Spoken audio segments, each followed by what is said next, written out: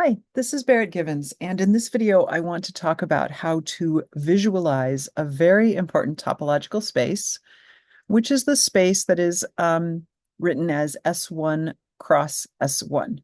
So S1 here means the unit circle, or any circle, really. S1 is a circle. So I'm going to take a circle crossed with a circle.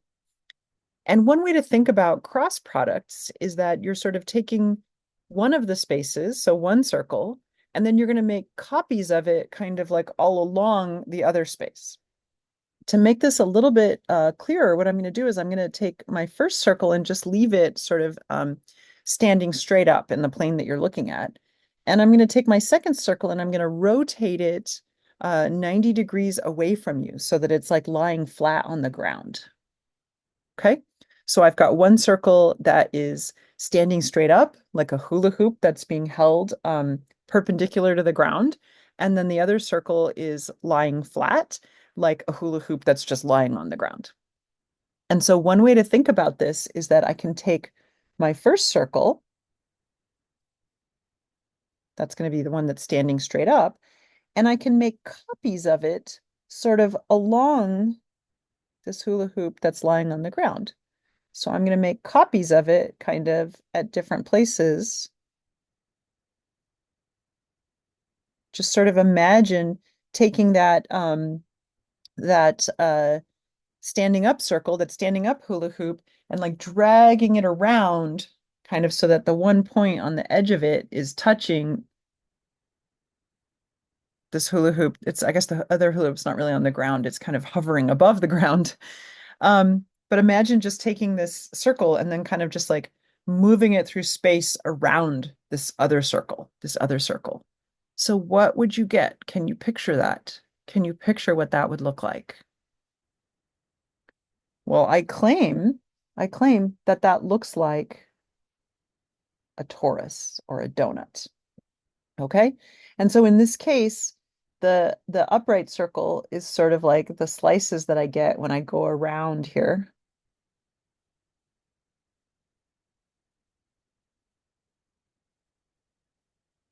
And so the four circles that I've drawn there on the surface of the torus are the four circles that I've drawn over here on the left. Okay, so that's one way to think about it. Another way to think about it is I could instead think of the flat circle kind of moving through the other circle. So how would I picture that? That one I'm not as good at drawing.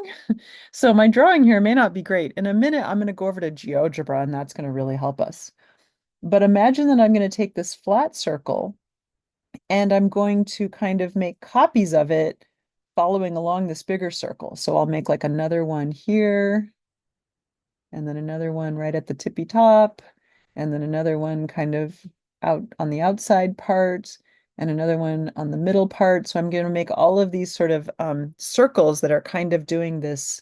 Let me bring my visual back on there. So I'm going to take each circle like this, and I'm going to kind of go like this. I'm going to take that circle, and then I'm going to make like a make that circle go in the motion around another circle. Okay. Let's go to GeoGebra so that we can see some better pictures. So let me make sure I can do this. I'm going to share my screen and go to GeoGebra. All right, so you should be seeing my GeoGebra screen now. And I've got right now I have, well, let's do the other one first. So here's one. Here's where I'm taking the circle that's standing up. This circle is in the XZ plane, and I'm going to have it travel around the other circle. So it's traveling around. I can put in the other circle even so we can kind of see that it's touching that other circle as it travels around.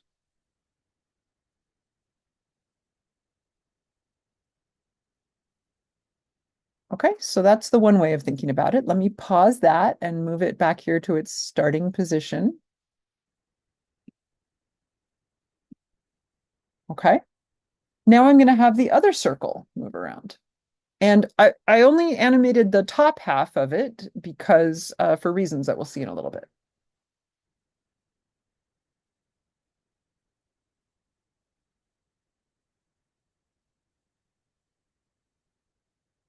Okay. And then finally, just so that we can kind of see what's happening here a little bit better, let's go ahead and put on the trace so it'll keep track of where it's been. So if I let this outer circle go around and I let the trace go, it shows me copies of where it's been. And so what I can see is that I am in fact getting a beautiful donut.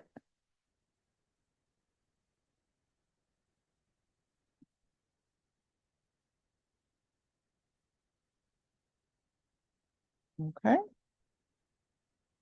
And then let's turn on the trace. Whoops, stop. Let's turn on the trace on the other curve. Yes, we'll turn the trace on this one. And we'll let that one go.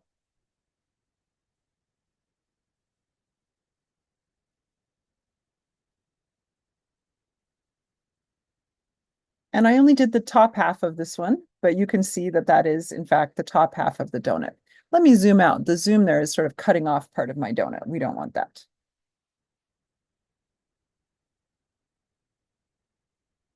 So if I let that one go one more time, then I'll be able to see the trace of that one.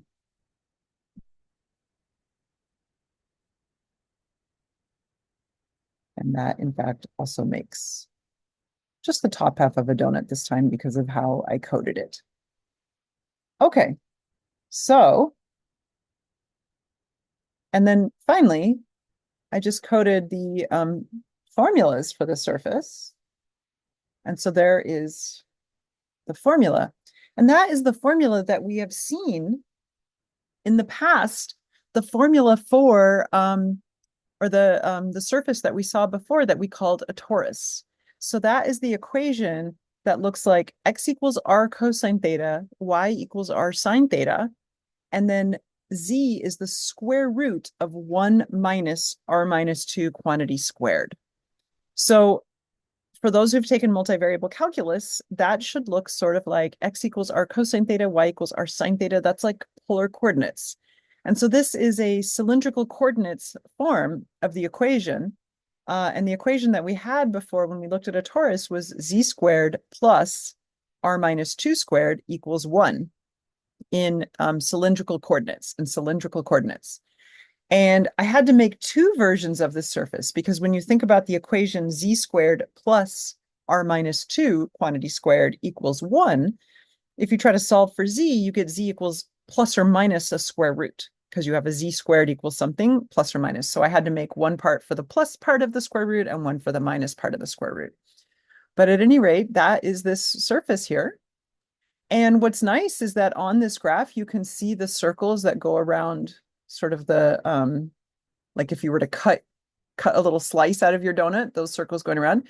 And then you also see the circles that go around the donut, the ring circles, the one in the very middle, and the one on the outside. And so you can see both types of circles clearly on this picture. So I can see one there, and I can see another one there. All right. So hopefully that helps you see that S1 cross S1 is a torus. We've previously seen the torus in terms of a surface in R3 given by an equation. So now we have two different ways to think about the torus. So we have seen a torus as the equation, z squared plus r minus 2 squared equals 1. And now we see the torus sort of more abstractly as just a circle cross a circle. So S1 cross S1. All right. Very important space in topology. We're going to see at least one more way of representing this space, and it'll be great for us to be really good at kind of moving between the three different ways of representing the torus. All right. Thank you for listening.